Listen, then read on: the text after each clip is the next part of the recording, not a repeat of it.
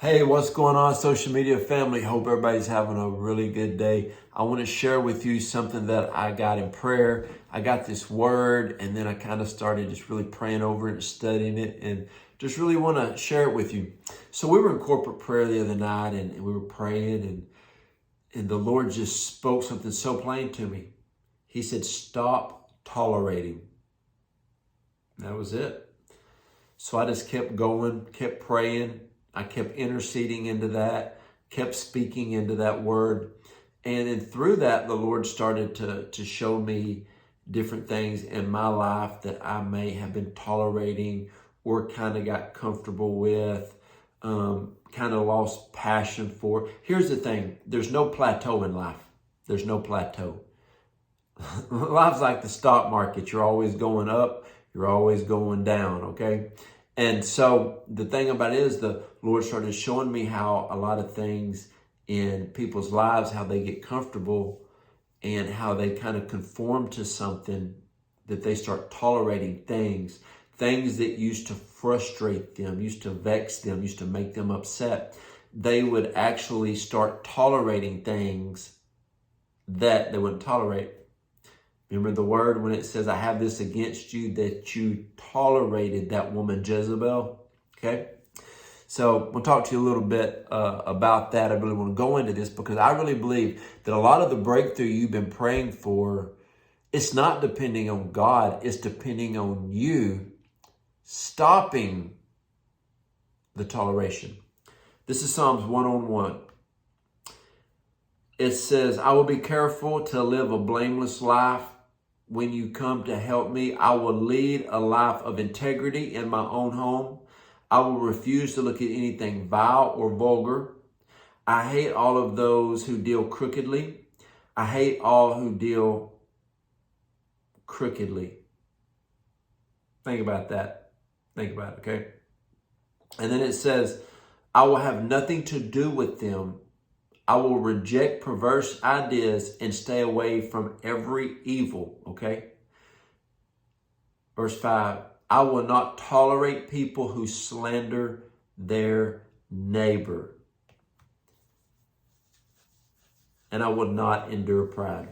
So I want you to understand this.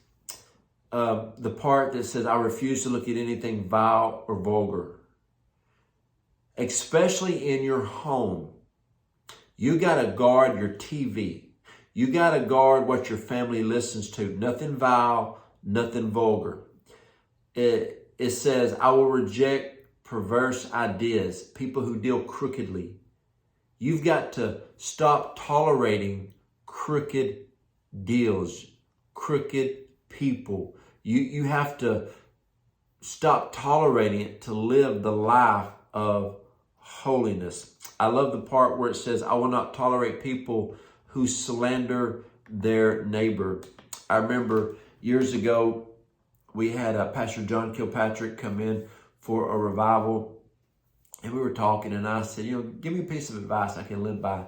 And he said, "Jojo, if you came to our church and asked everybody on staff, tell me one negative thing John Kilpatrick has spoke against somebody," he said, "I'd give you $1,000 if they can answer it."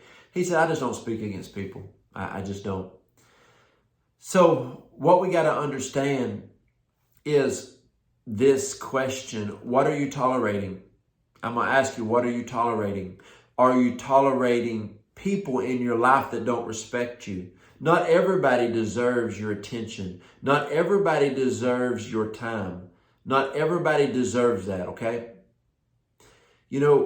One of the things people think as a pastor, everybody that comes to your church should dictate your time. That's not true. I remember I had a pastor friend of mine years ago, and he was telling me, he said, "I spend 80% of my time with 20% of the people in our church that are all problematic." I said, "If they don't want to change, the church is going to die and you'll be removed." It happened. Okay? What are you tolerating? Are you tolerating somebody in your family to treat you in a way just because they're family, that they keep treating you bad? You don't have to tolerate that. Or are you tolerating an old friend and you've been friends with them for so long, and they're toxic and they're always bringing you down. You don't have to tolerate it. Or are you tolerating a job that you feel like you're underpaid and mistreated? You don't have to tolerate it. Listen, a lot of people are tolerating mistreatment in churches. You don't have to tolerate it. Now, you do need to be led by the Spirit, okay? What you must understand in life is God will put you in the... I'm not telling you God's going to put you in the place where everything's perfect all the time. What I'm saying is there is a time in life when you're growing and somebody will try to come over you and push you down, verbally abuse you because they see you growing. You need to always be in a constant state of growth. One of the best places of growth you will ever get is this place right here. Another place of growth is the prayer room. A lot of times you're not growing in life and you need to be in the place of prayer to receive insight and clarity from the Lord to move you forward. What you got to understand in life, this is your life and you need to govern your life in a way where there's no toleration from ungodly things, ungodly ties, and people trying to come into your life. I see people who are destroyed because of one relationship. I see people destroyed. I'm going to talk about that for a second. I say, well, I got this one cousin that's just always this, and this. I said, well, quit hanging out with them. Well, they're my cousin. Well, let your cousin control your life because you're not. Oh, man, I have this word from God, but I got this one friend that they're just not on board. Well, get you another friend. You know, a lot of people, you have tolerated alcohol for so long. You've tolerated pornography for so long. You've tolerated fear for so long. You've tolerated insecurity for so long. Stop tolerating the things that are holding you back from living the life that God has for you.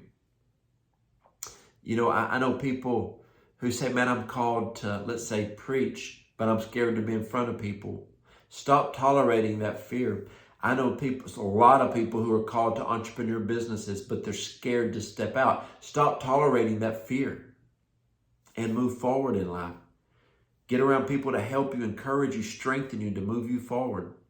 Stop tolerating the things that are holding you back, the mindset that's holding you back, the people that are holding you back. Stop tolerating it.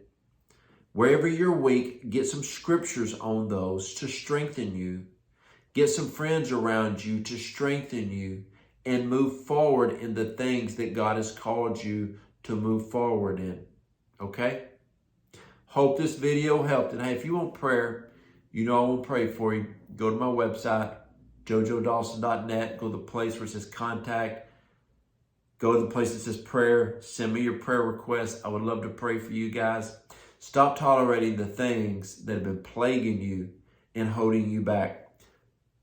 Make fresh prayers, declarations, decrees over those things. Conquer them by the power of the Holy Spirit and move forward in life.